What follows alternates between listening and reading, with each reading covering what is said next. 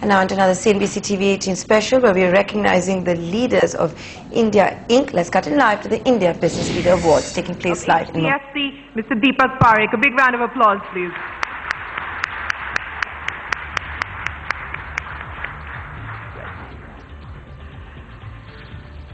Joining Mr. Parekh on stage, another member of our jury this evening, the country head of HSBC India and the president of FICCI, Nainalal Kidwai.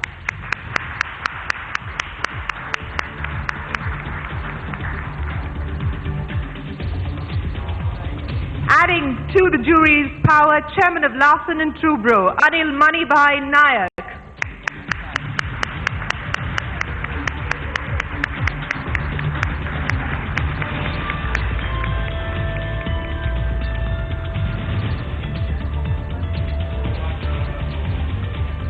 One of the nicest men I know, member of the Planning Commission of India, Mr. Arun Maira.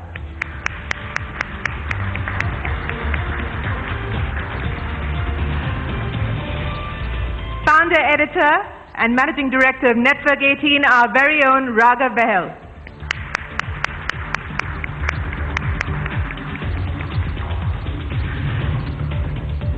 Unfortunately, two of our jury members, former RBI Governor, Dr. Bimal Jalan, couldn't be here this evening. I suspect he's busy signing off on bank licenses, and Mr. Kumar Mangalam Birla couldn't be with us. He had a family engagement. Well, let me get started with the jury. Mr. Parekh, let me start by asking you. At the start of 2013, you were extremely pessimistic. At the end of 2013, you were cautiously optimistic. At the start of 2014, how do you feel?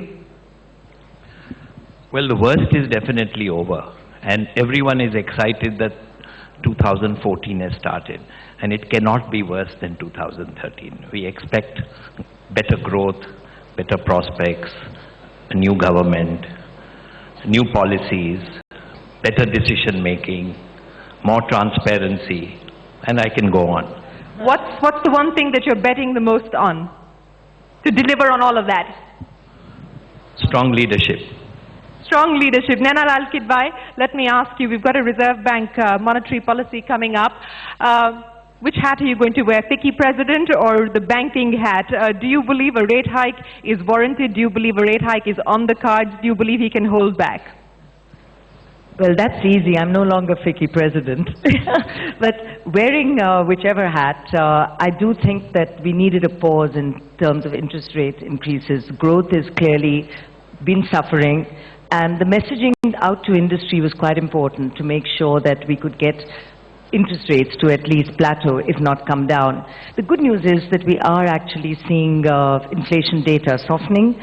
I think that is what the governor had hoped for when he held the rates the last time. And I would hope that we've at least seen the march of interest rates upwards halted and in time to actually see it come down.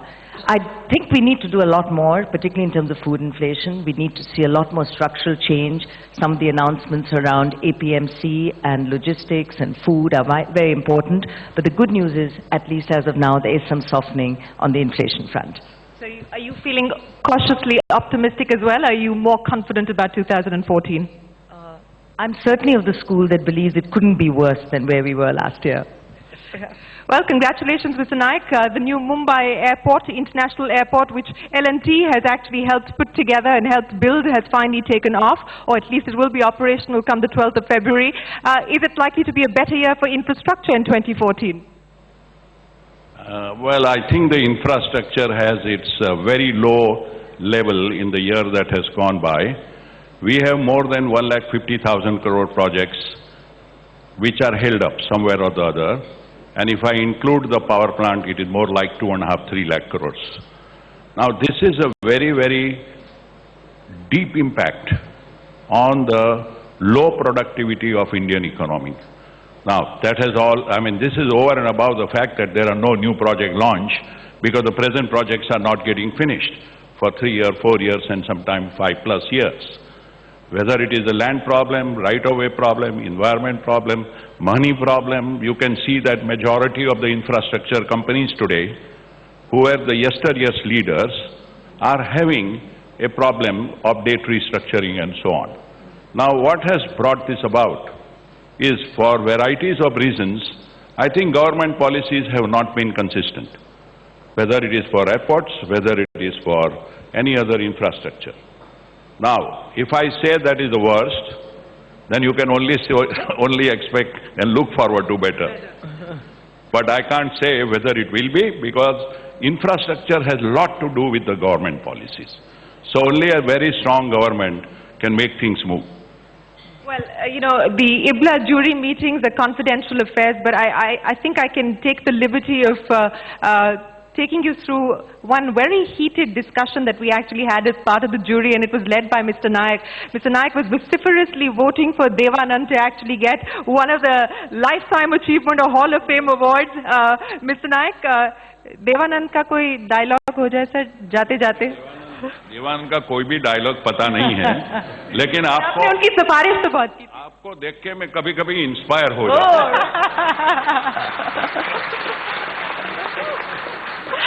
Okay, it's hard to beat that, but Mr. Maira, let me come to you, sir.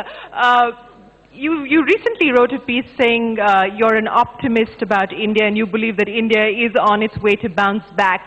What could ruin the party? What could rain on the parade for us? Well, I'll tell you firstly why I'm an optimist now. What we needed in this country was the political system and government to engage with people more effectively and to get things done. And I've recognized, as you will, that that's become the agenda when people are standing up for votes. They're saying, we can get things done, or we are better at engaging with people. So it's become a national agenda, and we'll find the leaders who can do this well. So that's what's made me optimistic. Now, what can spoil the party? What can spoil the party is if we confuse this message.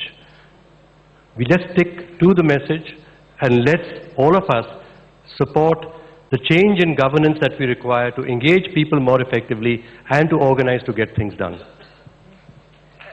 Mr. Maira, we're seeing a lot of people from business now opt for politics. Is that likely to be something that you would consider as well? Yes, I would just say to my friends in business, I've been in business a long time, 45 odd years, and then I joined government for 5 years. It's not the same thing. Governance of a country is more complex than running your organization where you are the boss and people are frightened when they see you, and you can fire them and you can hire them. You can't do this in a democratic country. You need to have the skills to enroll people with a mission, with a passion, that we together can do it.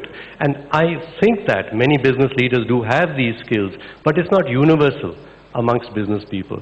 And so, yes, please join politics and join governance, but you will have to step up to another order of leadership.